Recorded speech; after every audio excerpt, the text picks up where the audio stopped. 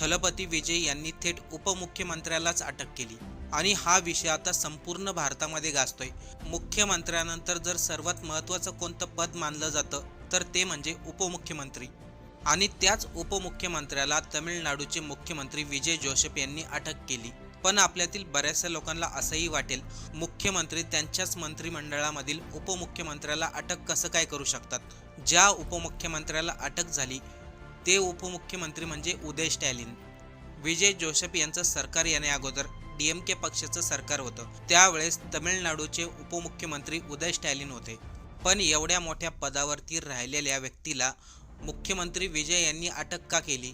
त्याचं कारण म्हणजे माजी उपमुख्यमंत्र्याने भर सभेमध्ये एका स्त्रीचा अपमान केला। एका स्त्रीच्या अपमानामुळे महाभारत घडलं होतं। आता तसंच काही चित्र तमिळनाडूच्या राजकारणात उभं राहिले। सकाळी डायरेक्ट उपमुख्यमंत्र्याच्या घरी पोलीस पाठवले आणि पोलिसांनी त्यांना अटकही केले। त्यानंतर सोशल मीडियावरती व्हिडिओ व्हायरल झाले। पण हे संपूर्ण प्रकरण काय? माजी उपमुख्यमंत्र्याला विजय थलपती यांना अटक करण्याची वेळ का आली तेच आपण या व्हिडिओमधून पाहू। आता सर्वांनी लक्ष देऊन ऐका, नेमकं घडलं काय? या संपूर्ण प्रकरणाची सुरुवात होते तंजावरती आयोजित केलेल्या एका मोठ्या सभेमधून। कावेरी नदीच्या पाणी वाटण्याच्या प्रश्नावरून द्रमुक पक्षाने म्हणजे तमिळनाडूमधील विरोधी पक्षाने या सभेचं आयोजन केलं होतं। तमिळनाडू आणि कर्नाटक यांच्यामधील कावेरी नदीच्या पाणी वाटपाचा प्रश्न अनेक दिवसापासून प्रलंबित आहे। तमिळनाडूमध्ये प्रत्येक वर्षी पाण्याचा प्रश्न गंभीर बनतो आणि त्याच मुद्द्यावरून राजकारण देखील सुरू होतं। विरोधी पक्ष नेते म्हणून उदयनिधी स्टॅलिन त्या सभेला उपस्थित होते। आता या सभेमध्ये जे घडलं ना, तिथून संपूर्ण खेळ बदललाय। आता सभेत काय घडलं सर्वांनी लक्ष देऊन ऐका। माजी उपमुख्यमंत्री राहिलेले उदयनिधी स्टॅलिन यांनी मुख्यमंत्री विजय यांच्यावरती जोरदार टीका केली। उदयनिधी भाषणाला सुरुवात करताना म्हणाले, आपल्या राज्याला कावेरीचं एक थेंब सुद्धा पाणी मिळत नाही। पण मुख्यमंत्री विजय मात्र या प्रश्नावरती तोंड उघडायला तयार नाहीत। सरकार पूर्णपणे अपयशी ठरत आहे, जनतेला न्याय मिळत नाही असा आरोप करताच सभेमध्ये जोरदार घोषणाबाजी चालू झाली। खरं तर ही सभा पूर्णपणे राजकीय होती, पण अचानक त्या सभेतील गर्दीतून मोठ्याने आवाज आला, तृषा तृषा। आता त्या क्षणी एक जबाबदार उपमुख्यमंत्रीपदी राहिलेल्या व्यक्तीने त्या घोषणाकडे दुर्लक्ष करून आपलं भाषण सुरू ठेवलं असतं। पण उदयनिधी स्टॅलिन यांनी याच दरम्यान एक मोठी चूक केली।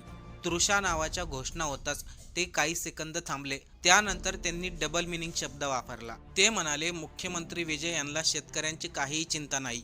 पाणी जिथं पोहोचायचं तिथं पोहोचत नाही, पण पाणी जिथं मुरायचं तिथं बरोबर मुरतंय।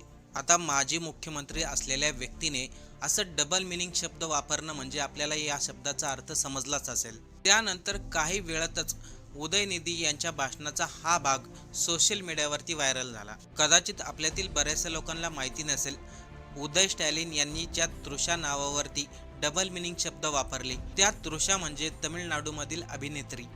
त्यानंतर अनेक लोकांनी त्यांच्या भाषणावरती आक्षेप घेतलाय। सार्वजनिक ठिकाणी भर सभेमध्ये उदयनिधी स्टॅलिन यांनी एका स्त्रीचा अपमान केलाय। तसे पाहिलं तर विरोधी पक्ष नेत्यांवरती पोलिसांनी कारवाई करणं ही काही नवीन गोष्ट नाही, पण या ठिकाणी भर सभेमध्ये एका स्त्रीचा अपमान केला, तेही माजी उपमुख्यमंत्री राहिलेल्या व्यक्तीने। यानंतर मुख्यमंत्री विजय यांच्या डीव्हीके पक्षाच्या महिला आक्रमक झाल्या। त्या म्हणाल्या, उदयनिधी यांच्यावरती कठोर कारवाई झाली पाहिजे, कारण की त्यांनी वापरलेलं डबल मिनिंग शब्द हे फक्त एक वाक्य नव्हतं, ते एका महिलेचा अपमान होता घाणेरड्या भाषेत। यानंतर काय झालं बघा, खरा खेळ तर इथूनच सुरू झाला। डीव्हीके पक्षाच्या महिला अधिकाऱ्यांनी उदयनिधी यांच्या विरोधामध्ये तक्रार दाखल केली। पोलिसांनी अगोदर या तक्रारीकडे दुर्लक्ष केलं, पण भाषणाचे व्हिडिओ, ऑडिओ रेकॉर्डिंग, सोशल मीडियावरती व्हायरल झालेले क्लिप्स हे सर्व पुरावे घेऊन महिला पोलीस ठाण्यामध्ये पोहोचल्या।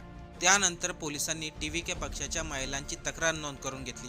पण एका माजी उपमुख्यमंत्री राहिलेल्या व्यक्तीला अटक करणं सोपं नव्हतं आणि सध्या उदयनिधी स्टॅलिन हे राज्यातील विरोधी पक्षनेते आहेत। पोलिसांकडून योग्य ती कारवाई होत नाही, म्हणून महिला आयोगाकडे ही तक्रार गेली आणि या घटनेची चौकशीची मागणी केली। त्यामुळे हा विषय फक्त राज्यापुरता मर्यादित राहिला नाही, तर हा विषय संपूर्ण भारतामध्ये चर्चेचा विषय बनला। या ठिकाणी अनेकांना वाटले उदयनिधी स्टॅलिन यांच्यावरती कोणतीही कठोर कारवाई होणार नाही, ते विरोधी पक्ष नेते आहेत आणि माजी उपमुख्यमंत्री सुद्धा आहेत। पण घडलं उलटं। सकाळी पहाटेच्या वेळेस अचानक पोलीस त्यांच्या निवासस्थानी पोहोचले. घराबाहेर पोलिसांचा मोठ्या प्रमाणामध्ये फौजफाटा होता. ही बातमी सोशल मीडियावरती वाऱ्यासारखी पसरली. पोलीस उदयनिधी स्टॅलिन यांना अटक करण्यासाठी आले ही माहिती कार्यकर्त्यांना मिळताच त्यांच्या घराबाहेर मोठ्या संख्येने कार्यकर्ते उपस्थित झाले आणि त्यावेळेस विरोधी पक्षाच्या कार्यकर्त्यांनी घोषणाबाजी केल्या. लोकशाही वाचवा, राज्यशाही चालू झाली, लोकशाही धोक्यात आहे. परिस्थिती हाताबाहेर जाईल म्हणून पोलिसांनी आणखीन बंदोबस्त वाढवला. उदयनिधी स्टॅलिन यांच्या घरामध्ये देखील पोलिसांबरोबर वाद झाला. त्यांच्या पत्नी तसेच बाकीचे कार्यकर्ते पोलिसांबरोबर बोलत होते, पण पोलीस म्हणाले आम्ही आणखीन जास्त वेळ देऊ शकत नाही. आम्हाला न्यायालयाने जो आदेश दिलाय त्याचं आम्ही पालन करतोय. उदयनिधी स्टॅलिन पोलिसांना एकही शब्द न बोलता ते पोलिसांच्या व्हॅनमध्ये जाऊन बसले. अशा परिस्थितीमध्ये देखील त्यांच्या चेहऱ्यावरती हास्य होतं. त्यांनी या सर्व प्रकरणाला राजकीय कॉमेडी असं संबोधलं. उदयनिधी स्टॅलिन म्हणाले आपण भाषणादरम्यान कोणाचंही नाव घेतलेलं नाही. माझा व्हिडिओ सोशल मीडियावरती एडिट केला आणि त्यानंतर तो पसरवण्यात आलाय. न्यायालयाचा जो काही आदेश आहे आपण त्याचं पालन करू.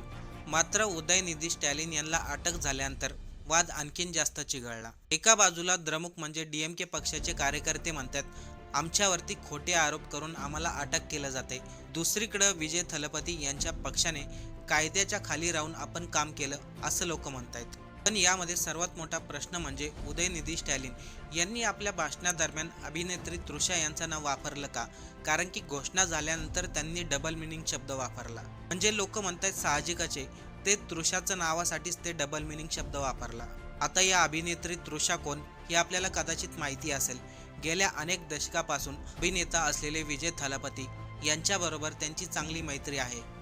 पडद्यावरती दोघांनी अनेक चित्रपटांमध्ये काम केलं. काही लोक असंही म्हणतात दोघांचे प्रेम संबंध आहेत. दोघंही अनेक कार्यक्रमामध्ये एकत्र दिसले. एवढेच काय, ज्यावेळेस थलपती हे मुख्यमंत्री पदाची शपथ घेत होते त्या शपथविधीला देखील अभिनेत्री तृषा यांनी हजेरी लावली होती. ते व्हिडिओ देखील सोशल मीडियावरती प्रचंड प्रमाणात व्हायरल झाले होते. पण प्रश्न इथे त्यांच्या मैत्रीचा नाहीये. प्रश्न इथे एका स्त्रीच्या अपमानाचा आहे. तोही सार्वजनिक मंचावरती केलेला अपमान, तेही डबल मिनिंग शब्दांमध्ये.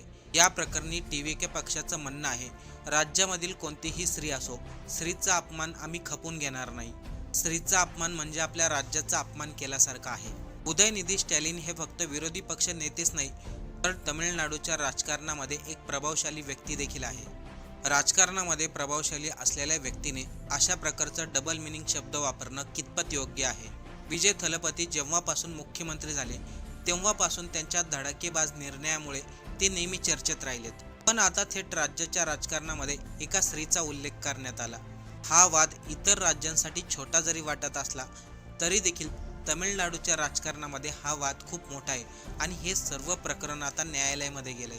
कारण की सोशल मीडियावरती व्हायरल झालेलं भाषण, प्रत्यक्षामध्ये बोललेलं भाषण आणि उदयनिधी स्टॅलिन यांनी वापरलेले शब्द या सर्व प्रकरणाचे पुरावे कोर्टामध्ये सादर केले जातील. त्यानंतर योग्य तो निर्णय दिला जाईल. आपल्याला या सर्व प्रकरणावरती काय वाटतंय? DVK पक्षाने म्हणजे विजय थलपती यांच्या सरकारने जी काही कारवाई केली ती योग्य आहे का? आणि राजकारणामध्ये एका स्त्रीचा अपमान करणं तेही डबल मिनिंग शब्दामध्ये हे कितपत योग्य आहे? या सर्व विषयावरती आपलं काय मत आहे कमेंट करून नक्की सांगा.